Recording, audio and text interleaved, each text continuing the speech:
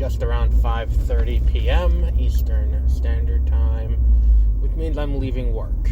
I'm very tired, but news broke today that is of interest to this podcast. I'm not going to talk about what's going on in the Ukraine because this is an entertainment podcast, and I'm not going to weigh in on geopolitical shit because while I have a bachelor's in political science, I barely went to class. I do not pretend to have any special knowledge. I do not have contacts in national security. I have no expertise. So if you want to hear an opinion that's similar to mine, go to Twitter, go to Facebook. You'll see millions of them. I'm just as uninformed as anyone else. And quite honestly, it's like, look, there's a war. It's, it's a shitty situation all around. The Russians invaded. First ground war in Europe since World War II. Like, the whole situation is really fucked up. But what more do you want me to say beyond it's fucked up? Like, I hate this whole thing where it's like everyone needs to have an opinion on everything at every given point. Like, it's fucked up. Like, what do you want me to say? Like, alright, so that's out of the way. We're here to talk about the news that's more pertinent to this podcast. That would be the impending Pokemon Direct, which feels a lot less important considering we have an invasion of the Ukraine going on.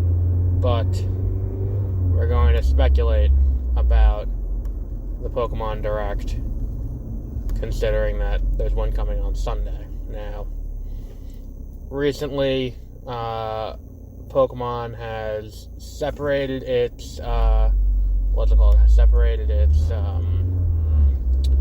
its directs from Nintendo's.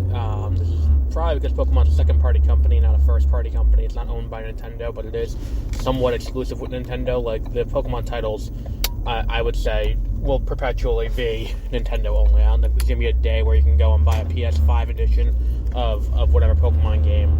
I think that in perpetuity, we're basically going to have Pokemon exclusively on the Nintendo Switch, whatever comes next after the Nintendo Switch.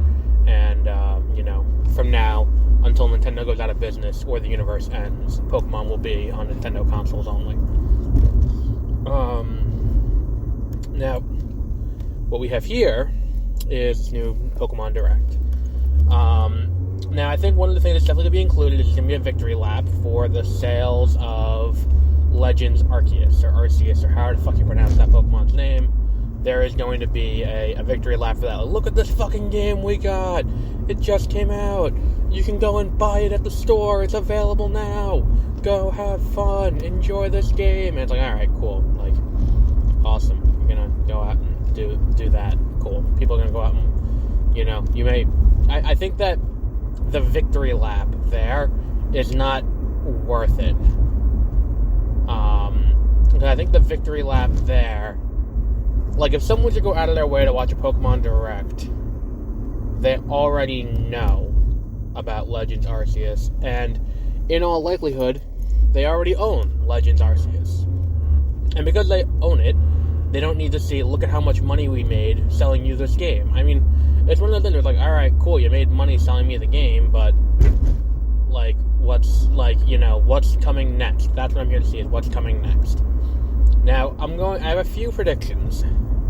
Few of them more out there than others. And ideally, because of what the Pokemon Company is and how many studios work under the Pokemon Company and produce games, I would like to see a few games get announced at this Direct. First and foremost, I think that in a world where, last year or 2 years ago,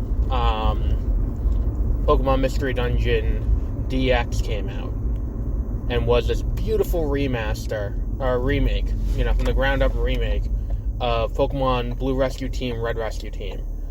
Just as fun as the originals, just as difficult, nothing different, besides the art style. And maybe there's an argument to be made that the dojo was changed in a way that's too easy to play now, but the game is there, the game is fun, and the game is all of that. And we also had Pokemon Snap get remade within the last 2 years. Pokemon Snap being the, I'll say it's a classic. I'll go out on that limb. I will say that, Pokemon Snap's a classic. It was a new game, really fun. I fucking love that game, Pokemon Snap. That was last year. Really fun, really just, all around good time. And it's just, the way the game is played is so, it felt like I was right back where I was when I was a kid playing that game. So, in that vein, I want to see a remake of Pokemon Ranger get announced. That would be my top spin-off choice to get remade from the ground up, or a sequel, but with that same styler type gameplay. That would be my number one choice if they're going to remake an old game. My number two choice would be an HD collection of Pokemon Colosseum and Pokemon XD. Two games that don't get a ton of love, and I've expressed my love for these games in the past. I've expressed that, if Netflix was going to do a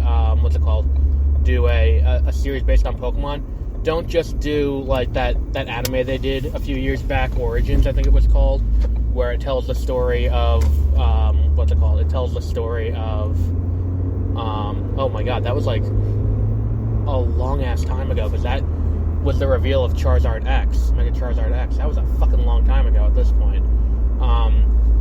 But that anime told the story of Red and Blue.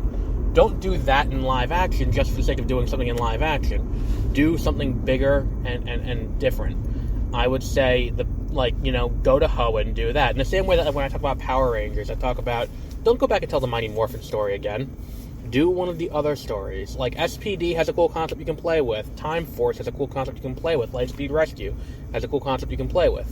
I think that ripe for storytelling is Pokemon XD and Gale of Darkness and Colosseum.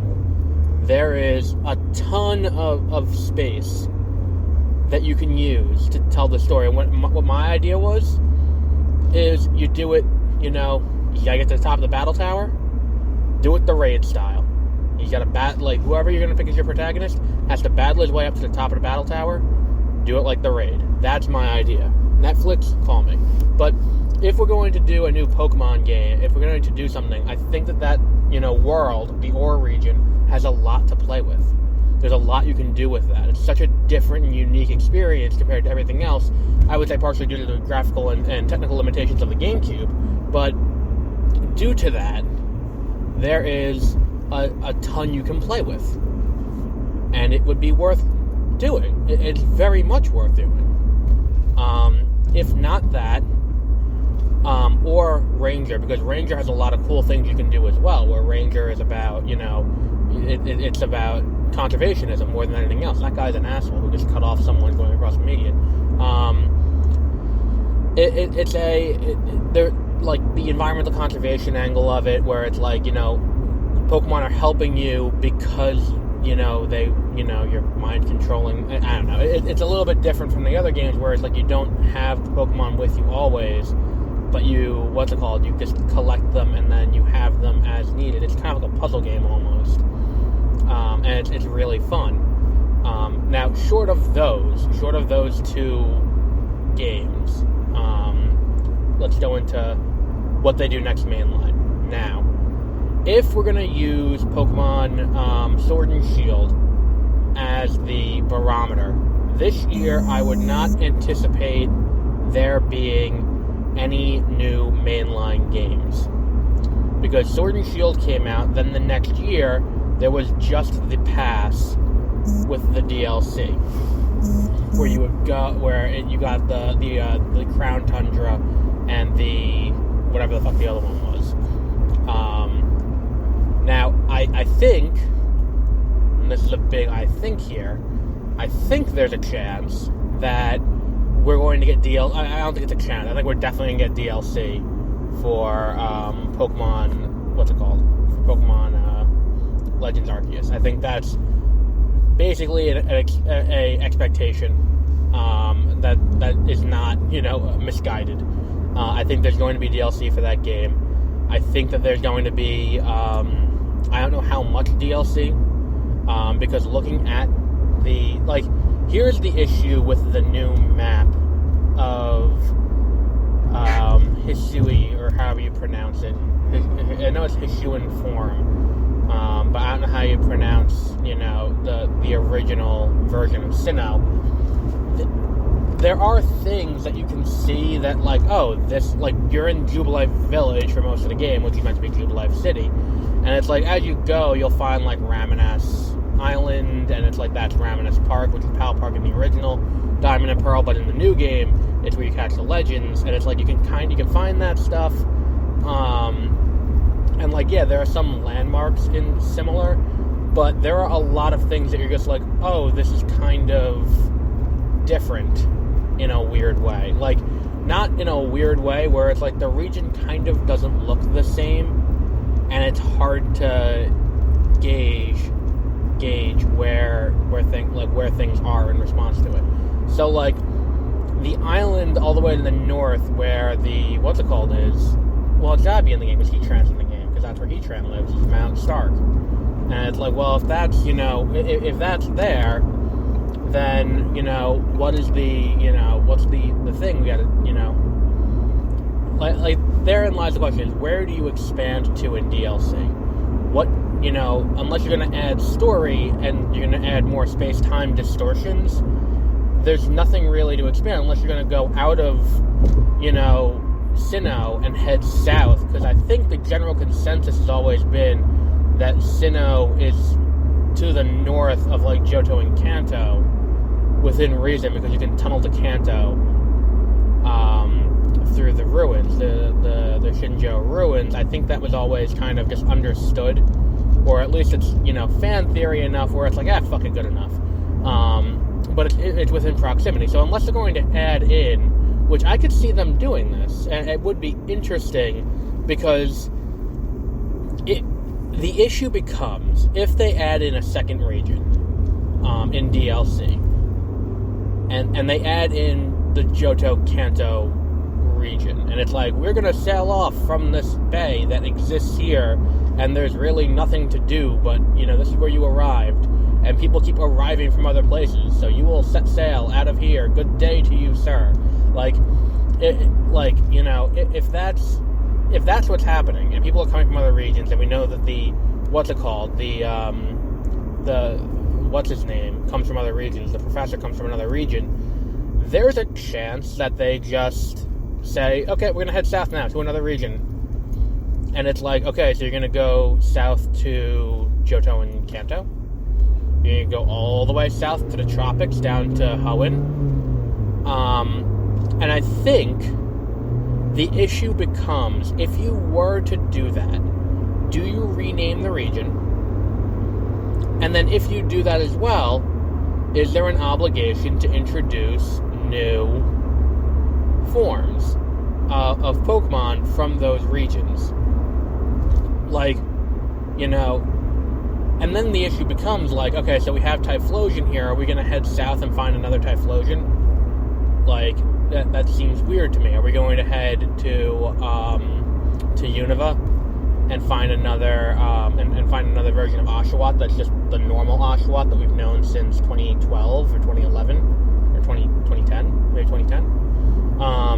Is it going to be that? What's the plan here for the story? How does the story function in this new world you're creating? And that's an important question. If you're going to be if you're going to do this, and the general question is going to be, how does how do we, this is the world 1,000 years before everything, how do we do that? Or do you just go to an entirely new region?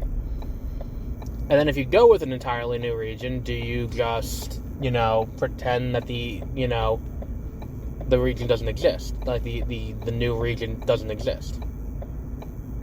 Is that the game plan here? What is the game plan? That's the question I have for how you do it, because I don't think that a story in this style will present itself in an interesting, I think if they just do a story DLC in the same map, I don't think that would be as interesting, especially considering that's at the bar where they did for for the DLC that came in with with Sword and Shield.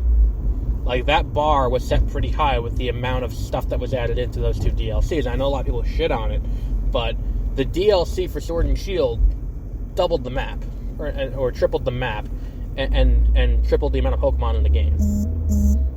And look, I understand that, we've become accustomed to certain things, but if that's not, like, if they're going to step back and they're going to say we're not going to do as big as we did for Sword and Shield, effectively say Sword and Shield was a mistake, we shouldn't have done as much as we did, we're not going to do that in the future, that's a giant mistake on their part.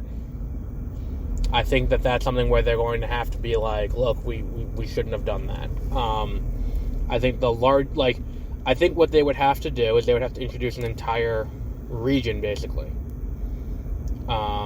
Or like part of a region and be like, oh, we found this, and then it's like you explore it and you find something that's a landmark for something else. Like, oh, well, we're going to go down here. Or like, could they add in 2 retro regions? And just be like, okay, so here's, like, retro region, like, that's why I think the Johto Kanto thing is the most likely, if it were me, because if you do Johto Kanto, you can do it as 2 separate DLC drops as part of a season pass, and you can add in a bunch of stuff, and it could be interesting in that way.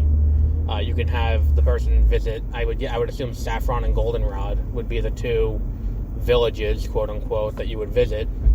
That would be my assumption, at least. That's how I would do it. But I think DLC is the most likely announcement. The other announcement I think is likely is the opening of the GTS in Brilliant Diamond Shining Pearl, which is still not open, and that's going to be the big thing there.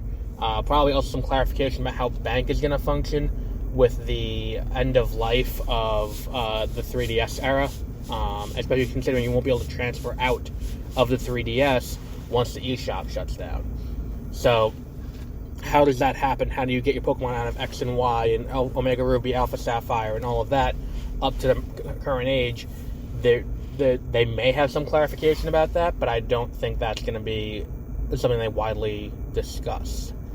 I think for right now, considering they only announced it last week, I think it would be better if they just didn't give an answer rather than give a lackluster answer. Because a lackluster answer is just going to generate bad press, and all you want from an announcement like this is good press. I think there's also a chance that they do an announcement of what the next full game is going to be. No, they won't, because they didn't for when they announced the last 2 games that came out, the one in November and then this one. They didn't. That was announced last year after Sword and Shield had finished its DLC drops. So, yeah, no, I don't think that's going to happen. I think that anyone expecting them to announce a new mainline game is probably incorrect. That would be my assessment of how things are going in this. How the fuck many people went through that red light? And I think that's going to be that's going to be something that people are going to be hyping themselves up for. But it's going to be DLC for Legends Arceus. It's going to be the big reveal tomorrow. I think that's going to be something that's going to not be well received. And again, I look at this where it's like people are all of a sudden acting like Pokemon has been, this company that's like, oh my god, they used to love us, but now they don't. And it's like, well, no, that's not the case. Because if you go back and you look at back in the mid-2000s, ROM hacking, it wasn't a big thing and now isn't anymore, but it was certainly something that was more accessible and was like, okay, I can go in, I can, I can look at what is in this game and what I'm able to do. And if you look, in the base code for Ruby and Sapphire, every Pokemon's in the game. Not just the Pokemon that are in the regional decks, the Hoenn regional decks, all the Pokemon are in the game.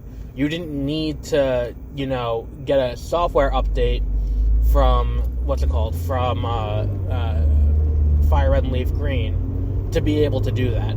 Like, I didn't need to go to Fire Red and Leaf Green and do a software update. There was a software update on those games that was to fix the clock glitch that was in effect in the game, where if you didn't do that, the clock would stop working after 100 hours, and then, you can plant berries, but they'll never grow, and other time-based things won't work. So, evolving, Umbreon and Espeon wouldn't... Oh, no, they weren't even in the base game, so who cares? But you get what I'm saying, where it's that was all... all 386 Pokemon were in the base game. You could have gotten all 386 Pokemon in that game because they were there. And the game has empty slots on every route, everything like that, where you can add in tons of Pokemon. And you can add in all of those Pokemon. You don't have to make it where certain Pokemon only evolve by trading. You don't, as evidenced by this new game. You don't need to trade to evolve Graveler, to evolve Kadabra, to evolve anything like that. You can just evolve. And it's, there's an item that replaces the link cable. You use that as if you were using a Firestone or a Thunderstone or something like that. And it just kind of evolves. And you don't have to, trade. You don't have to find another person who's going to play, or buy both copies of the game yourself and trade it over. And, there is no reason why in that game there is no, there is no reason why there is no, every Pokemon's not available the entire way through. Besides the fact they wanted to sell you other games later on. Because if you were able to go through and catch and collect all the Pokemon, then, they could have still sold, Fire Red and Leaf Green. They probably could have still sold Emerald with, what they were adding in and all of that. But it wouldn't, the selling point of those games, if I remember correctly, was oh, you want these Pokemon, this is how you get them.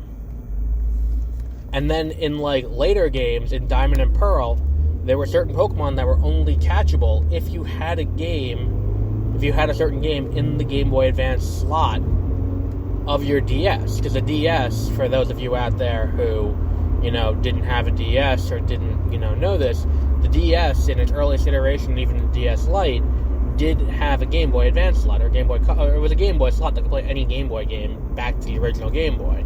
But it had that slot, and it was usable. You could play, any game you want from up until, the DS era. You could do it all on that one console.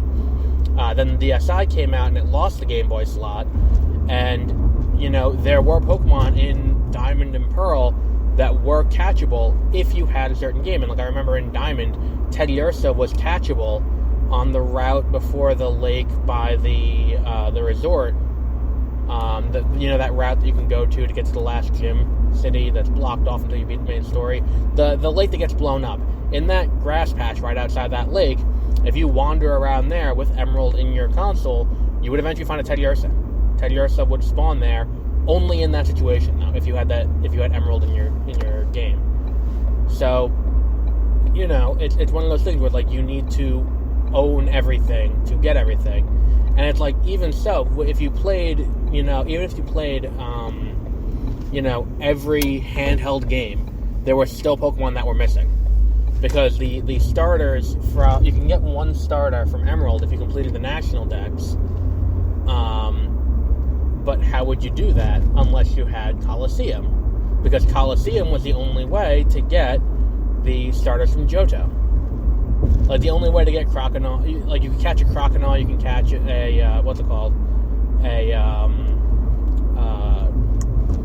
Croconaw, a Quilava, and a Bayleaf in Colosseum and transfer it over, but that required you to have a GameCube or know someone who had a GameCube who was willing to part with that. If you wanted to get Ho-Oh and Lugia, you didn't need to have I think it was if you finished the Hoenn Dex, you got one of the starters. And then you could breed it and trade with other people, but you had to get other people to finish the Hoenn Dex too to get the rest. And it's like, okay, well, what about, what if you don't want to do that? Because that's a lot of work to try and convince your friend to get into it. It's like, I don't give a fuck that much. Or buy the game yourself. And then there was also and then you had to do it 3 times. If you did it yourself, you had to play through the entire game, finish the decks, then do that 2 more times and be like, all right, good, now we can move on. And it's like, when you look at like, what was the other one? If you didn't want to spend money on Colosseum and XD to get Ho-Oh and Lugia, because that was the only way to get them was in those games, they had events where you can get you can get these key items that would unlock areas if you went to a mystery gift event, which would be, I think more recently they've been at GameStop, but back in the day, if you wanted to get the faraway map, or the map to Faraway Island, or you wanted to get the pass to get to the 9th Island, where Deoxys hung out, or if you wanted to get the one to the island where Ho-Oh and Lugia hung out, you had to go to Toys R Us or to GameStop or to wherever and get it, and then plug your game in, and it would, give you the mystery gift. The secret is, plugging it in didn't update your game. It just gave you the code to unlock the item. So that way the little Luigi-looking dude would show up in the Pokemart and give you the Eon ticket to get the other Latios in, in Ruby and Sapphire. Like, that was not in, like, there was nothing in that was not already in the base game. And I think that's something that we don't really talk about, is that they have always been doing this at the Pokemon Company. Locking stuff behind you doing something else. Designed to generate them money. Because that's the thing, is it's like, they weren't doing this out of the goodness of their hearts. They were making a fuck ton of money in a marketing deal with Toys R Us. To be like, hey, if you come to Toys R Us with your game, we will give you a free legendary Pokemon. And you're like, oh, sweet, I'll do that. And then you go, and then invariably people would go and spend money in Toys R Us, so it worked out for both sides. And that's where this whole thing comes from, where it's like, well, this is nothing new. The idea of locking things behind having to pay to do other things. Because, yeah, maybe it's DLC is, a more quick cash for game, but, there still is the financial cost of getting in the car, driving over to Toys R Us, going to Toys R Us. If you're a parent, having to listen to your kid bitch about you not buying something at Toys R Us. If you're not a parent and you're just doing it, going into the game center and being like, oh, that looks cool, let me get that. Or going in and being like, oh, let me see this. And then you're out and you have to go to Toys R Us. And a lot of times Toys R Us's weren't where you needed to go anyway. I know by me, it's like going to a Toys R Us back in the day was way out of the way. Like, there was one by the mall, but that was, there was very little reason to go down there unless we're going to the mall. There was one, way the fuck out east and way the fuck down south, but, there's no reason to go to this place unless there's something out there that you need to go and look at, or need to go and buy. And it's just one of those things where it's, everything has a cost if you do it. So looking at, like, to say that it's suddenly a thing where it's like they're not being consumer friendly by doing this, it's like, well, no, it's, to say that any company is consumer friendly is ridiculous. Because the company is not designed to be friendly to the consumer. The company is designed to be friendly to its shareholders. So with all of that said, I think that the most likely option is going to be a DLC pack for, I think it'll be a new region, because I feel like if they just do a new story with other things, I feel like that won't be well received. It would be interesting, though. I would like to see how that plays. I mean, look, based on how much they gave, if you compare it, like, in size to what they did to Sword and Shield, just opening up a new area of Sinnoh would feel off. It would feel weird. It would not feel fun or good use of my money to buy that. But if they were to introduce a new, a new story, I think that, it would be fun to see. It'd be fun to see them go down to Johto and Kanto. See what's going on down there 1,000 years before everything. I mean, look, I think that this is a better idea than making this a regular thing for the franchise. I mean, look, I love this game. I think this game's very fun, but I think if they were to make this the new status quo going forward, like this style with this, I feel like that's not a great idea. And I feel like this is a good way to do remakes in the future. Like if they were to go to, like let's say the next game, it's like, Pokemon. Like I think that's why Johto and Sinnoh work Johto and Kanto work so well for a DLC, is that the Legends aren't world-ending stakes. In the same way that, like, if they go to Hoenn, like, dealing with Dialga, dealing with Groudon and Kyogre is world-ending stakes. And to not deal with them would feel weird. Like, maybe they go to Kalos. Because I seem to recall it wasn't world-ending stakes. Oh, shit, they could, because it was 1,000 years before. This takes place about the same time as that. That's a possibility. They could go to Kalos. Fuck, that'd be cool. I'd be okay with that. I'd be okay with Kalos. I'd be okay with Johto and Kanto. I think that's the most likely. And then I would also be okay with Unova. Because Unova also doesn't have world-ending stakes for their Legends.